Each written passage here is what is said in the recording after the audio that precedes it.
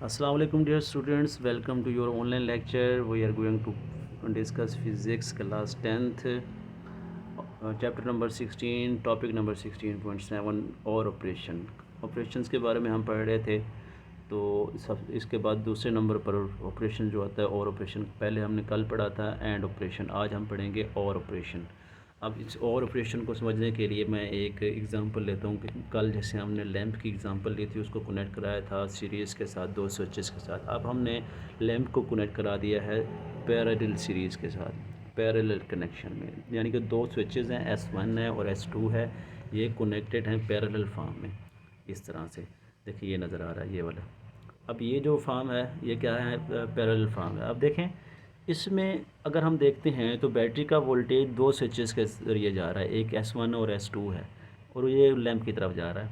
अब अगर हम इसमें देखते हैं कि अगर स्विच S1 ओपन है और S2 ओपन है, यानी कि मिले हुए यहाँ पर नहीं है, यहाँ से हम क्या कहते हैं कि ये स्विच S1 भी ओपन है, S2 भी ओपन है, और ये स्विच S1 भी ओपन है, मिले हुए नहीं है, यानी कि इसके साथ कनेक्टेड नहीं है। तो उसका क्या होगा, लैंप रहेगा ऑफ। अभी इसमें करंट गुजर ही नहीं रहा, किसी एक वायर में से भी नहीं गुजर रहा।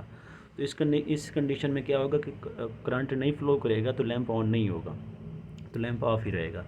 अगर एक भी इन वायर में से करंट गुजर रहा है तो लैंप क्या हो जाएगा, ऑन हो जाएगा, क्योंकि ये पैरेलल सीरीज़ में कनेक्टेड हैं। देखें, एक वायर से अगर करंट नहीं भी जाता तो दूसरे वायर से करंट जा रहा है, तो तब भी ये लैंप क्या हो जाएगा, ऑन हो जाएगा। लेट अगर हम इस S1 को ओपन कर देते हैं और S2 को हम क्लोज़ कर देते हैं, यानी कि यहाँ से S1 जो है ये क्या है, ओपन है, ये वाला ओपन ऊपर की तरफ है, और S2 जो है यहाँ से मिला हुआ है, नीचे की तरफ है।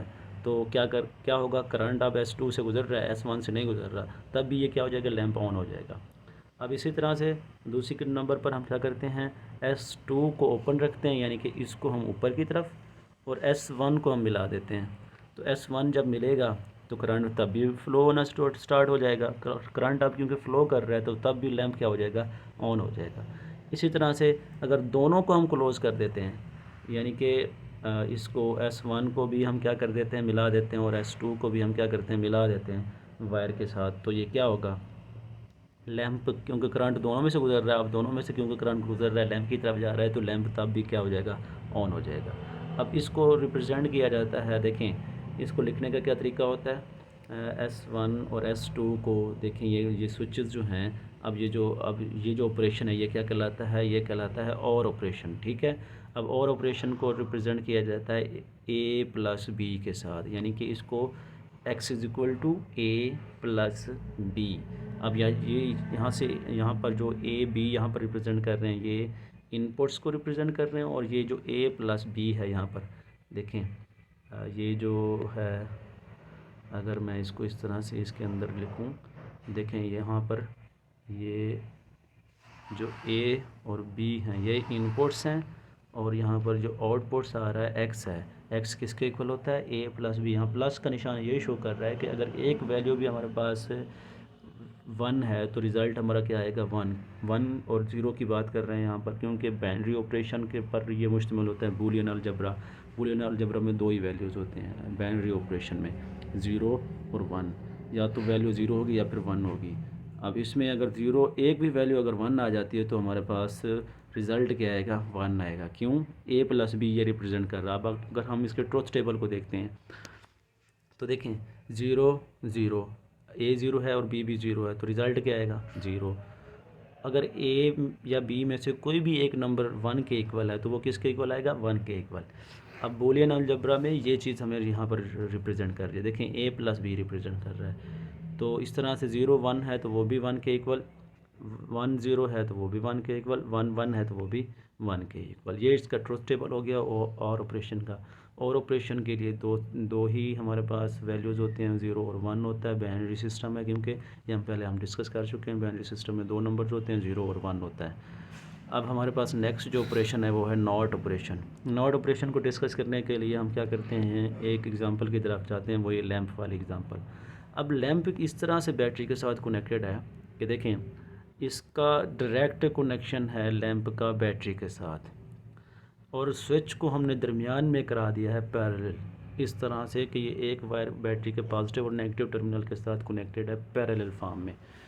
अब इससे क्या होगा कि अगर ये जो स्विच है ये एस क्लोज्ड नहीं है यानी कि ओपन है, तो देखिए ओपन से क्या मुराद है कि यहाँ पर मिला हुआ नहीं है, स्विच ऊपर की तरफ है, ऊपर है, मिला हुआ नहीं है, तो क्या होगा, करंट तो तब भी जा रहा है लैंप के पास। तो अगर ये स्विच ओपन भी होगा तो क्या करेगा, करंट प्रोवाइड हो रहा है लैंप को, तब भी लैंप क्या हो जाएगा, ऑन हो जाएगा। अगर हम क्या करते हैं, इस स्विच को क्लोज़ कर देते हैं, अब क्या हुआ, क्योंकि स्विच क्लोज़ हो गया है, करंट अब लैंप की तरफ जाने की बजाय अब यहाँ से गुज़रना स्टार्ट हो जाएगा। क्यों, क्योंकि अब इसमें जो ऊपर लैंप में रेजिस्टेंस है, अब यहाँ पर रेजिस्टेंस नहीं है। ये हमने सर्किट में, शॉर्ट सर्किट में पढ़ा था कि अगर दोनों वायर्स आपस में मिल जाती हैं तो करंट डायरेक्ट फ्लो करना स्टार्ट हो जाता है, डायरेक्ट हो जाता है, क्योंकि अब रेजिस्टेंस कोई नहीं रही तो करंट ज़्यादा से ज़्यादा वायर के अंदर से गुजरना स्टार्ट हो जाता है। अब लैंप की तरफ कोई करंट नहीं जा रहा, अब यहाँ पर वायर क्योंकि डायरेक्ट हो गई हैं तो करंट वायर से होता हुआ डायरेक्ट फ्लो कर रहा है पॉजिटिव से नेगेटिव टर्मिनल की तरफ। अब इस कंडीशन में क्या होगा कि जब ये स्विच क्लोज्ड है तो ये क्या होगा, करंट इसमें से गुजरेगा ही नहीं, तो लैंप क्या हो जाएगा, ऑफ हो जाएगा। अब ये जो नॉट ऑपरेशन है, नॉट ऑपरेशन को असल में इन्वर्जन लॉजिक फंक्शन भी कहा जाता है, या फिर इसको इन्वर्टर भी कहा जाता है। क्यों, क्योंकि इसमें एक वैल्यू अगर ज़ीरो है तो दूसरी वैल्यू क्या हो जाती है, इसका रिज़ल्ट क्या हो जाता है, वन हो जाता है। अगर वन रिज़ल्ट है तो वो क्या हो जाता है, ज़ीरो हो जाता है। देखिए हमने ये पढ़ा, अगर स्विच ओपन है तो ऑन रहेगा, अगर क्लोज्ड है तो वो क्या हो जाएगा, ऑफ हो जाएगा। और इसको हम पढ़ने के लिए इसको हम रिप्रेजेंट कैसे करते हैं, जो नॉट ऑपरेशन है, देखिए नॉट ऑपरेशन को इस तरह से देखिए रिप्रेजेंट किया जाता है, x is equal to A nought. ये जो इस ए के ऊपर बार आ रहा है, ये यहाँ पर ये रिप्रेजेंट कर रहा है, ये क्या है, ये नॉट ऑपरेशन को रिप्रेजेंट कर रहा है। अब नॉट गेट इस तरह का होता है, इसकी शेप ये ऐसे होती है, ये ज़रा आप देख लें, ये शेप इसकी ये ऐसे होती है शेप, मतलब इसकी शेप इस तरह की होती है।